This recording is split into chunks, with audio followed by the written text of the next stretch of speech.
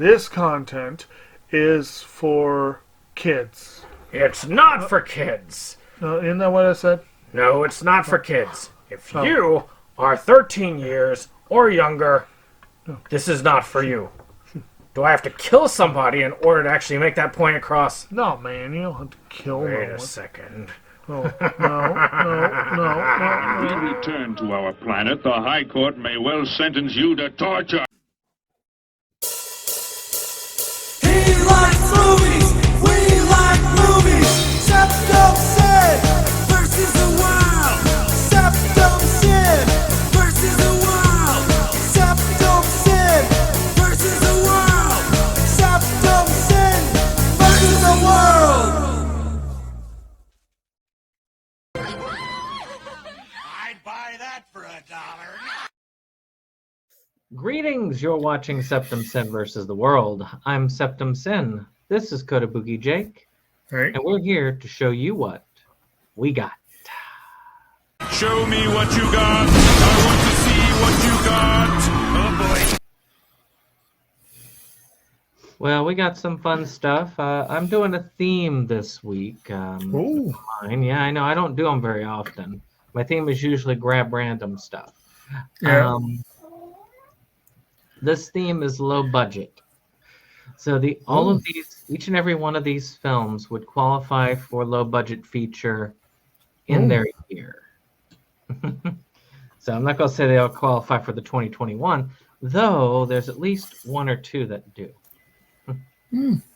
Cool. All right, let's go ahead. I'm going to go over to mine. So the first one I'm going to go over is a classic shot on video film called Splatter Farm. Oh, boy. Now this was actually directed and written by the Polonia brothers. So this was both Polonias, John and Mark. John is no longer with us, but this one was a camp motion picture releasing. It is one of the essential shot-on-video horror films. As you can see, and here we've got a double feature here, which also has Monster Movie, which is not so good, but it is what it is. It does have some pretty good special features on it, including this booklet, which goes into details. They did a pretty good job on the special effects considering what they had. They had very little, especially in 1987 when they made this. So before even our short film, I mean like our internet stuff was really famous on that. So I think this is pretty good. Essentially it's about this cannibal family and these two brothers that run into them. And as you can see, problems happen. But pretty good film. We'll be revisiting that a little bit later on down the road. But on TV. So, is one of them named Malcolm? Because I imagine he probably solves his problems with a chainsaw. No chainsaw, but they do have some what do they call it? The hay bale thing, you know. Yeah. Pitchfork. Okay. All right. Well, I have a theme too, and my theme is Rightstuf's holiday sale, which, let's be honest, is kind of anemic this year, but it's kind of a good thing because I really don't need to be spending an arm and a leg on it. I've placed one order, and it may be the only order. We'll see, but I have it here.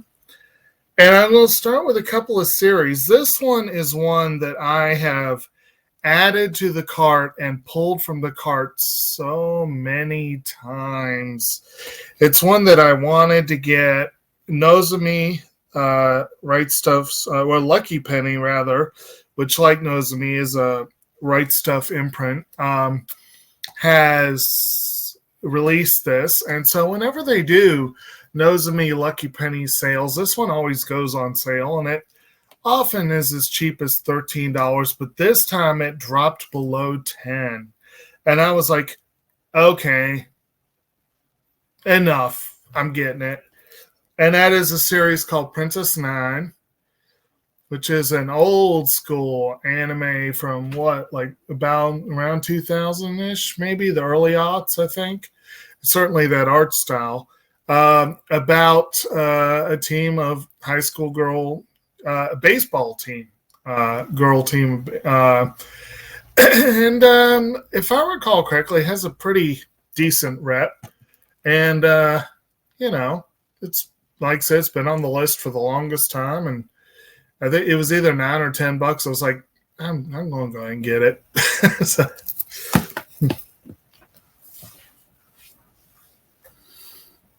back to you. All right, okay. So one that I know I think you got to watch. I know you got to, you heard at least the song because the theme was up for the Versus Awards this past year. Released by Wild Eye Releasing is Return to Splatter Farm. Mm-hmm. Yes, I did. I did submit not only the end song, which did make it to the awards nominations, but I also submitted Kyle Rappaport for his cameo in this film.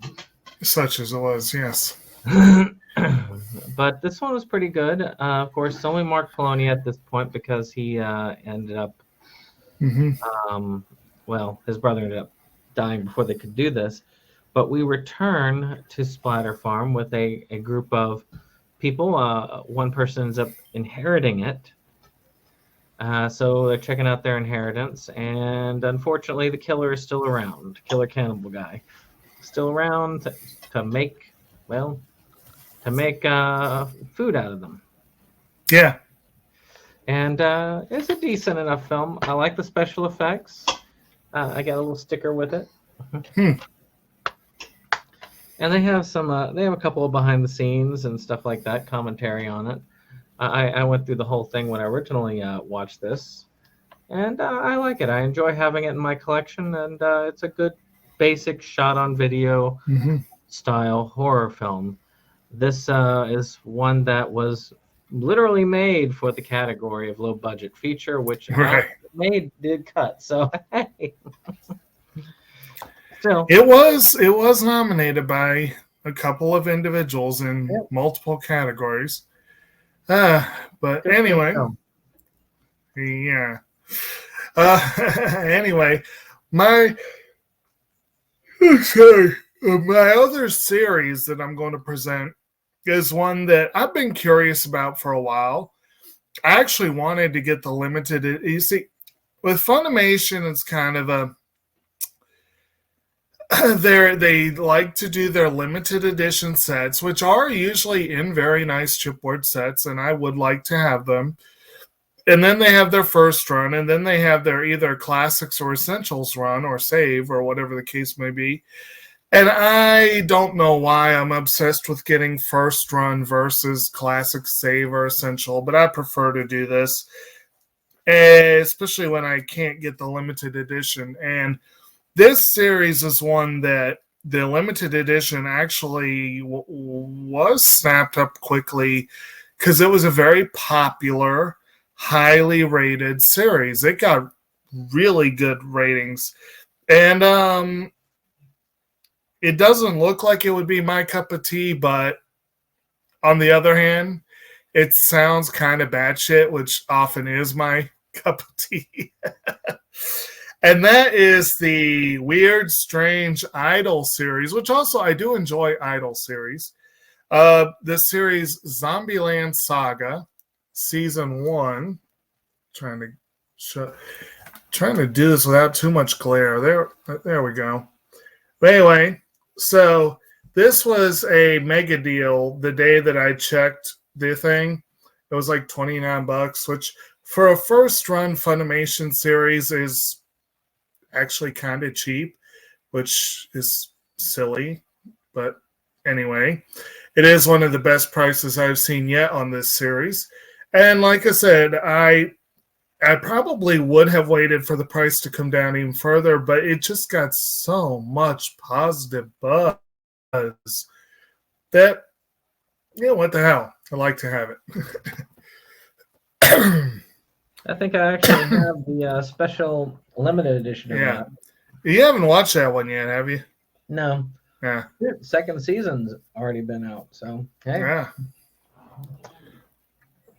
All right. So the next one up here is one that may be up for this coming year's versus awards, and that is Death Toilet 4 Brown Sweat on the Plane. Now, this is an interesting piece of work. If you want to hear my something.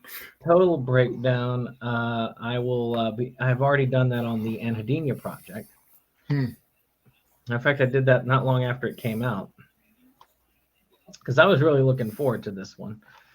I don't know why, but the costume he's got as the villain Potty Mouth, which isn't even in this one, but towards the end, is hilarious. And I can't wait to the next movie where this guy is more involved. But essentially, our heroes from Death Toilet 1, 2, and 3 are on a plane to the Vatican, but the evil demonic toilet has followed them, and they must Yes, they do. the toilet while it's on the plane. So, it's quite fun, very enjoyable. But I'm looking forward to Death Toilet 5. I'm sure it's going to be even better. Good times. All right. So next begins my mini theme, which is the remaining ones are all films. So actually makes this an even smaller order than usual in many ways, because just in terms of runtime. But that is not what can be said of the series that this film is attached to. It was a long freaking series.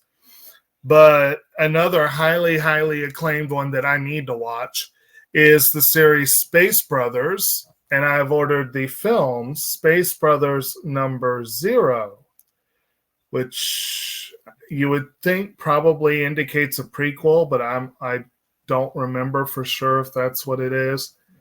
I think it is. But anyway, series that I have heard tremendous things about. I really need to watch. Need to watch this eventually. But now it can sit with the rest of them for years until I get to it. You know, I remember that 0 issues for comics used to be an origin issue. Yeah. It was a 90s thing. Either that or it would be like weird team-ups or crossovers or things like that. Well,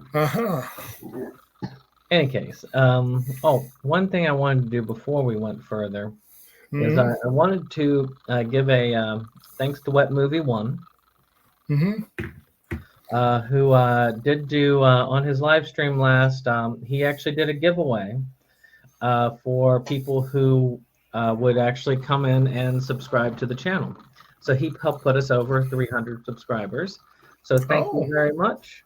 Actually, you can see I'm wearing the t-shirt to show my appreciation for the channel. If any of you are new watching this, welcome. Sorry we had to do this. Usually we do this together. It's just circumstances. So, next up. All right. So, another Evan Jacobs film. DV5. Cord Cutter Hell. Subscribe and die. So you've got this guy apparently in this one who has got kind of a tech tips YouTube channel, and the possessed camera. Of course, the possession of the camera moves to some other electronic equipment in the 4th movie, and then I guess moves back to the camera this guy's using in the 5th movie. And this one was pretty good. It sets up the 6th movie. It seems in this series, the even-numbered movies are amazing, and the odd-numbered movies are, I guess, okay. So, I mean, the second movie was surprisingly one that I thought was somewhat frightening, even at parts. And that's saying a lot. You've seen the Death Toilet movies. You know what I'm saying. This series tries to take itself a little bit more seriously. I really enjoyed the second film. I really enjoyed the fourth film. So, and this one was okay. It sets up the sixth film, which I am looking forward to getting in the near future. And Mo's going to be looking into that, hopefully either this month or next month, into the DV series. So It's going to be fun. All right. So my next one, again, part of a series or franchise or whatever, but this one is not like what you just described with that, or even Space Brothers. It's not a clearly defined. This is a long and rambling franchise that's gone through many iterations, many incarnations over the years, but recently, to some fanfare, it made its debut in the realm of CG. So I got and I've been wanting to get the steelbook of this for a while. To be honest, I ended up probably getting it at what could be considered the typical sale price. It really was not super cheap, but I was just like, it's time. I got to get it. And that is the steelbook release of Lupin the Third, the First, which, from what I hear, is quite an excellent film. I believe you had said you'd seen it, and I've been wanting to see this for a while. Film. Yeah. And the really nice, this is a really nice looking edition. I quite like it. And it comes with some bonus features, so I'm happy with this, and I think I will probably try to watch this sooner than later. But definitely, it is nice that it'll finally be on the shelf. It showed me that yes, Studio Ghibli could have done better when they went to CG, because they did a really good job with the CG in Lupin, but not so much with the Ghibli film with Earwig, which is yeah. But got two more. So this is one that Dave sent me. So it's going to be interesting. I got to cover a part of that because of YouTube. Earth Girls Are Sleazy, which is an anthology horror film. But it's all low-budget horror about aliens, abductions, and so on. And it is decent. Apparently, this was limited to only 200 prints. So, I guess that's cool. So she is the hostess for those areas in between. It was interesting enough. I didn't mind it. It was. I might have to watch it again, but it was worth at least one watch through. I think so. Anyway, look at that now. Doesn't that say scary to you? Oh yeah.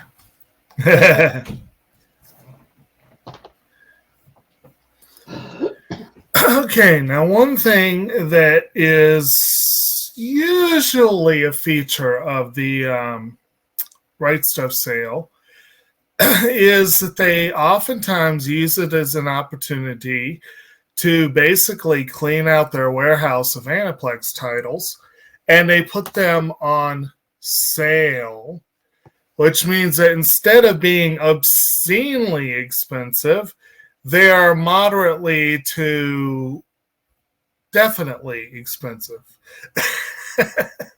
There's still very, very few that could be considered a genuine deal.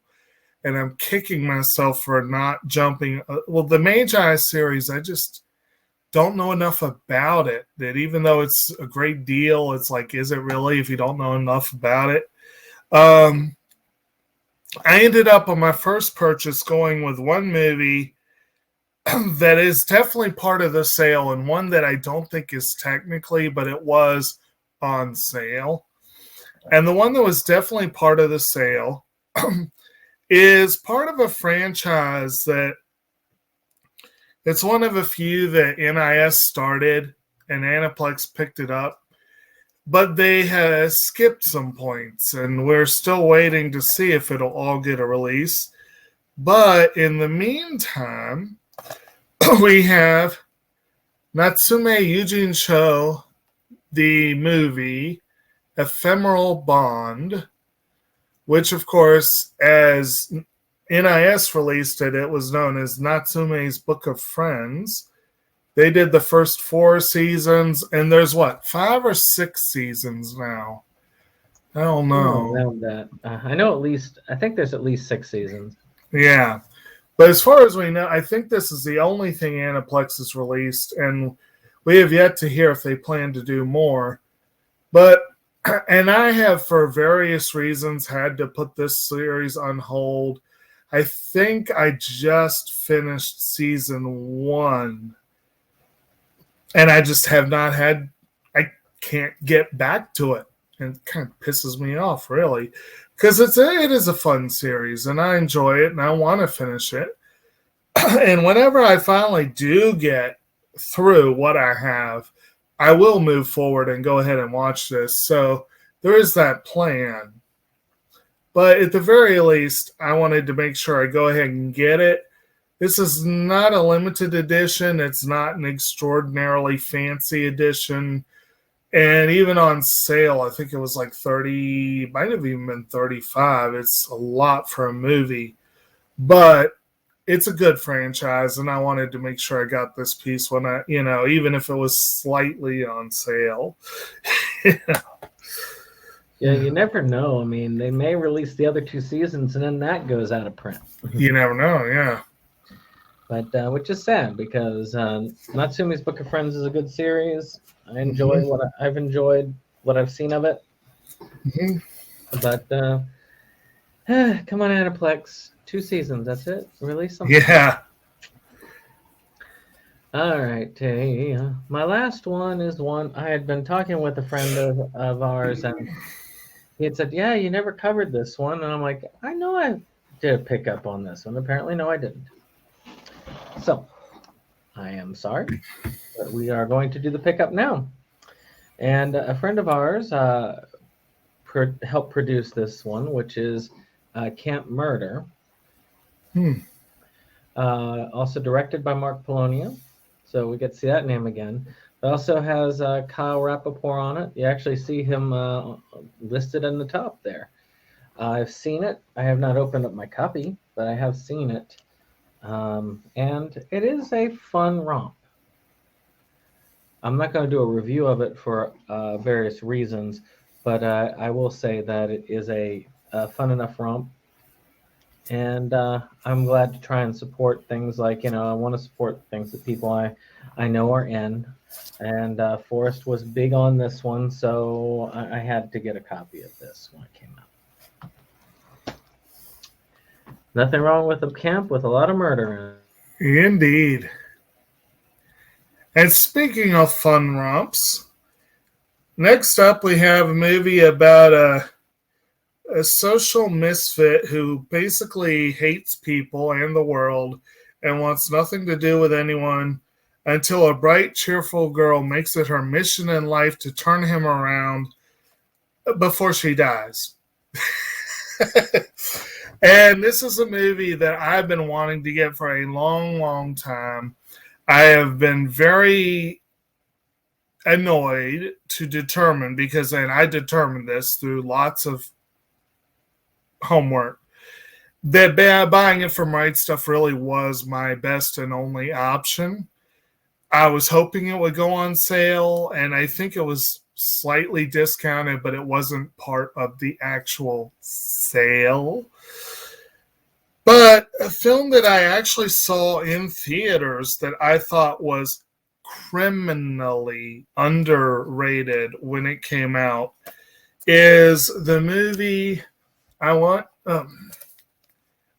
to Eat Your Pancreas, which, weird as that title is, it makes perfect sense when you actually watch the film. It actually has kind of a touching meaning in the film.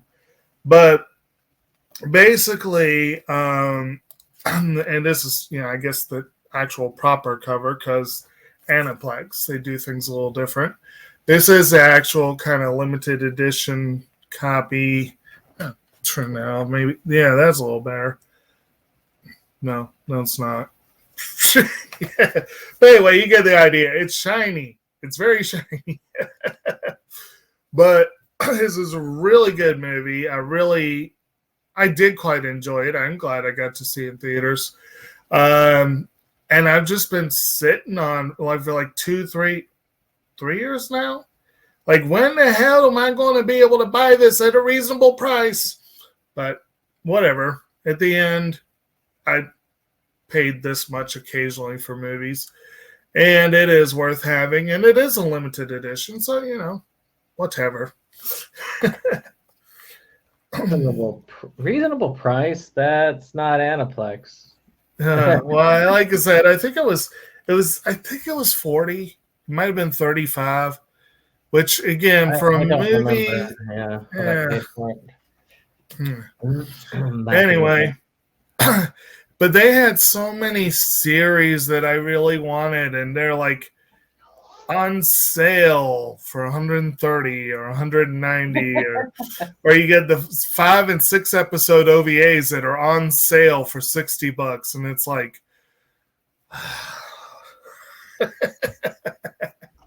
but oh well. But for those of you out there who want to get some Aniplex, and you will buy them happily at $10 off a normal retail price, yeah. Of course, as we end up, this has been our episode. I hope you've enjoyed. If you did, hit that like, subscribe, and share. Of course, if you haven't, and I don't know why you haven't, go subscribe to What Movie One. Good channel. Right. And of course, buy the low budget films. These are independent directors. Right. People who really are free from studio influence for the most part. So you get to see some creative visions.